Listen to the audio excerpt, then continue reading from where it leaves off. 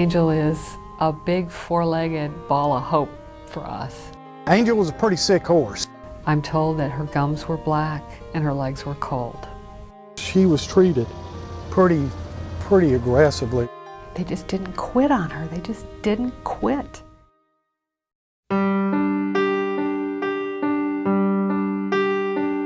Angel is a 2-year-old Tennessee walking horse filly. We got to know her last fall.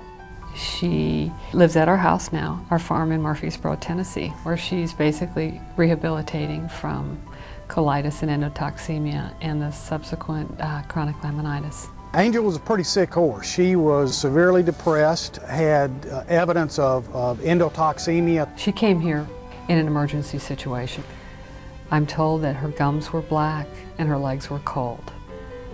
And Dr. Bennett came immediately when he heard about it, resuscitated her.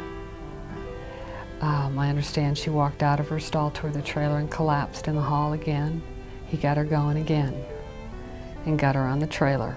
She was actually even showing signs of laminitis. At that time, actually, the diagnosis was made of colitis, which is an infection of her large colon.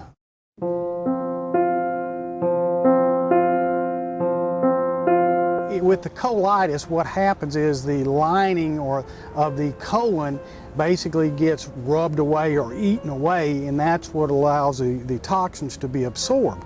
And hyperbaric oxygen has been shown to speed up the process of that lining regrowing or regenerating. And so we felt like in order to try to give Angel the best chance that we needed to try to get her into the hyperbaric to try to get that colon mucosa to regenerate.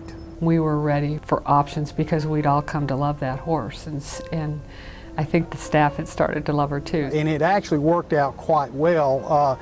Within a week of starting the hyperbaric oxygen chamber, she went from having basically just a pure water diarrhea to almost normal feces. We put our hearts in their hands and Angel's life in their hands, and together they all grew and she responded. And we did 3 treatments after that, so she only had a total of 10 treatments for the colitis. At that point in time, she was fairly stable on the laminitis, and so hyperbaric was stopped at that point in time.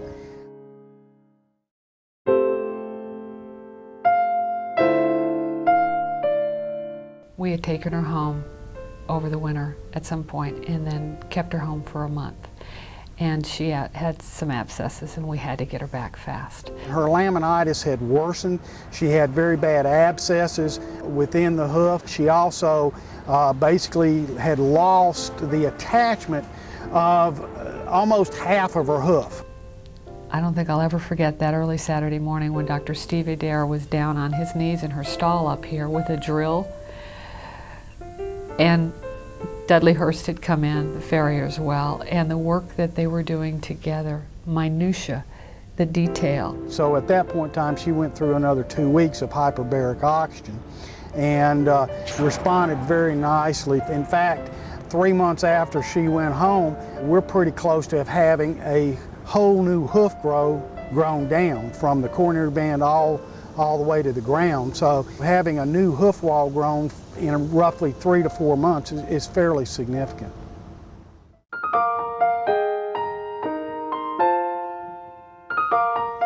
Angel's doing great.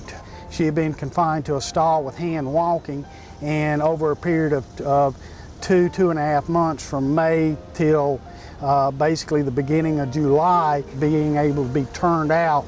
And in fact, we hope maybe to have her back in regular shoes here in a couple of months. So she's doing great. She's awesome. She's thriving. She's spunky. She's finding her front feet. They're growing. She has 2 donkeys at home in her paddock, Star and Bambi. And between Star and Bambi and the turnouts now that Angel's able to have out in her paddock, they're all getting along nicely, and she's great.